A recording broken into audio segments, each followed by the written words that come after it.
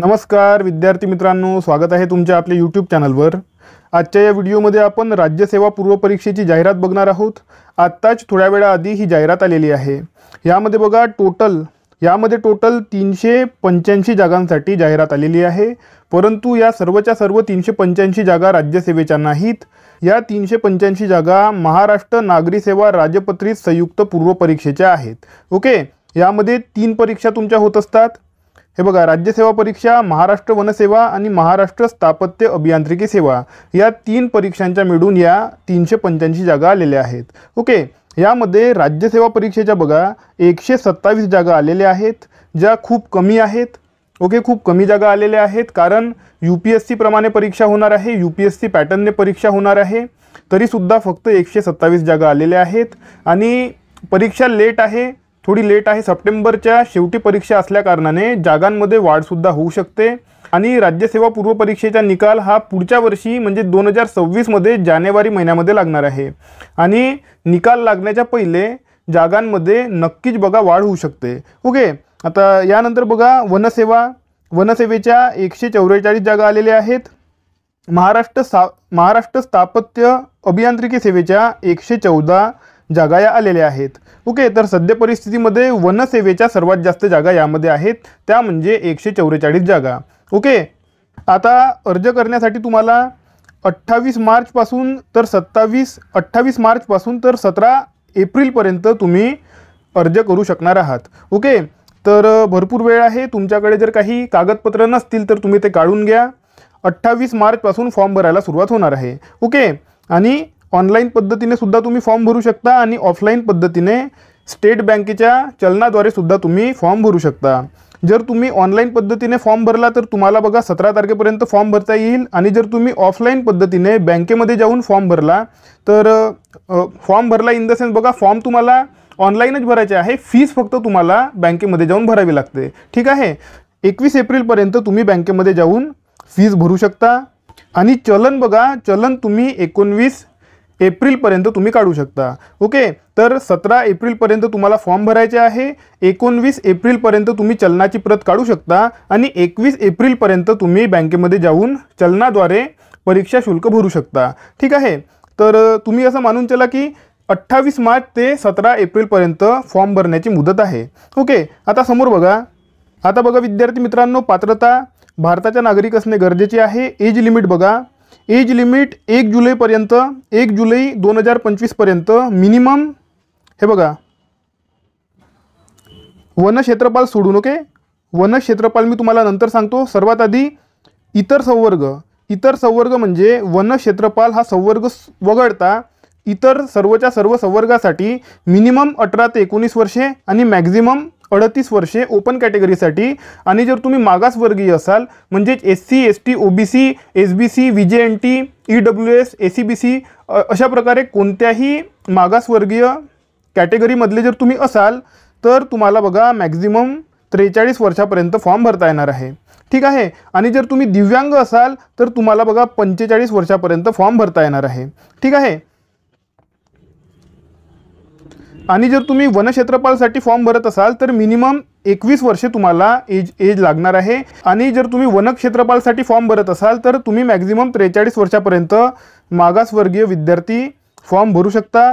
आणि अराखीवमध्ये इथे 21 लिहिलेलं आहे, हे मी तुम्हाला चेक करून सांगतो 21 आहे की नाही। ओके, 21 नसेल, जास्त असेल, मिसप्रिंट झालेलं असेल। ओके, इथे सुद्धा बघा 38 वर्षेच असेल। ठीक आहे, नंतर मी तुम्हाला ते चेक करून सांगतो। हे बघा विद्यार्थी मित्रांनो, परीक्षेचे टप्पे, यामध्ये राज्यसेवा परीक्षा, महाराष्ट्र स्थापत्य अभियांत्रिकी आणि महाराष्ट्र वनसेवा परीक्षा यांची पूर्व परीक्षा सोबत होणार आहे 400 मार्कांची। ओके, नेहमीप्रमाणेच पूर्व परीक्षा होणार आहे। पॅटर्न जरी बदलला असला तरी सुद्धा पूर्व परीक्षेचा पॅटर्न बदललेला नाही। आपली जी पूर्व परीक्षा होत आहे ती आधीच बघा UPSC पॅटर्नने होऊन राहिलेली आहे। UPSCची पूर्व परीक्षा ज्याप्रमाणे होते त्याचप्रमाणे आपली राज्यसेवेची पूर्व परीक्षा आधीपासूनच होऊन राहिलेली आहे।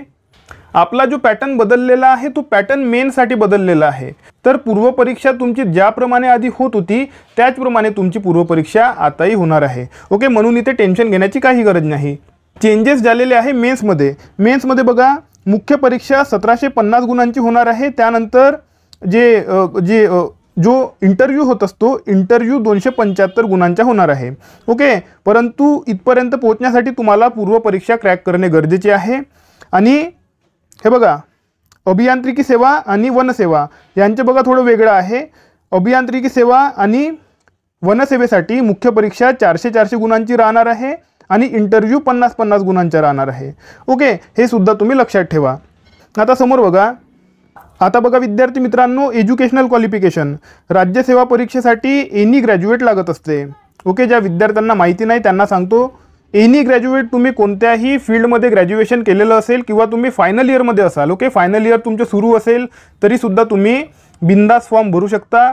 फायनल इयरचे विद्यार्थीसुद्धा फॉर्म भरा. तुम्ही फॉर्म याच्या बघा भरायलाच पाहिजे, कारण अनलिमिटेड अटेम्प्ट असतात राज्यसेवेमध्ये, तर तुम्ही राज्यसेवेचा फॉर्म भरायला पाहिजे. आणि ज्या विद्यार्थ्यांचे ग्रॅज्युएशन झालेलं आहे ते विद्यार्थीसुद्धा फॉर्म भरू शकतात. ओके, आता बघा इथे काही असे संवर्ग दिलेले आहेत ज्यामध्ये नॉर्मल ग्रॅज्युएशन लागत नाही, स्पेशल ग्रॅज्युएशन लागते एका विशिष्ट सब्जेक्टमध्ये. तर ते हे बघा, सहाय्यक प्रादेशिक परिवहन अधिकारी गट.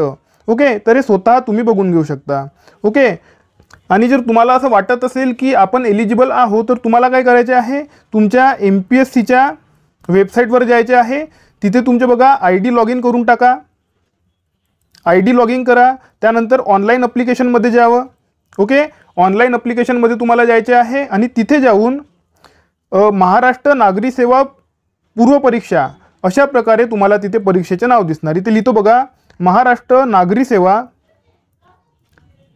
पूर्व परीक्षा अशा प्रकारे तुम्हाला तिथे परीक्षेचं नाव दिसेल. त्यावर तुम्हाला क्लिक करायचे आहे आणि तिथे क्लिक केल्यानंतर तुम्हाला चेक एलिजिबिलिटी करायचे आहे. ओके, चेक एलिजिबिलिटी केल्यानंतर तुम्ही ज्या ज्या पोस्टसाठी एलिजिबल आहात त्या पोस्टचे नाव तिथे खाली येत असते. आणि त्या सर्वच्या सर्व पोस्टसाठी तुम्ही बघा एकदा फीस भरून, ओके, एकदाच फीस भरून तुम्ही सर्वच्या सर्व पोस्टसाठी फॉर्म भरू शकता. म्हणून तुम्हाला जर डाऊट असेल तुमच्या मनामध्ये तर बघा वेबसाईटवर जाऊन तुम्ही चेक करून घेऊ शकता. ठीक आहे, आणि हे बघा फॉर्म सुरू झाल्यावरच तुम्ही करू शकता. आताच तुम्ही वेबसाईटवर जाऊ नका, फॉर्म सुरू होऊ द्या. ओके, 28 तारखेला जेव्हा फॉर्म सुरू होणार तेव्हा जाऊन तुम्ही आपली एलिजिबिलिटी चेक करून घेऊ शकता. ठीक आहे, तर अशा प्रकारे बघा इथे वनसेवेसाठी सुद्धा यांनी दिलेलं आहे. ओके, आणि महाराष्ट्र स्थापत्य अभियांत्रिकी सेवासाठी सुद्धा यांनी एलिजिबिलिटी दिलेली आहे.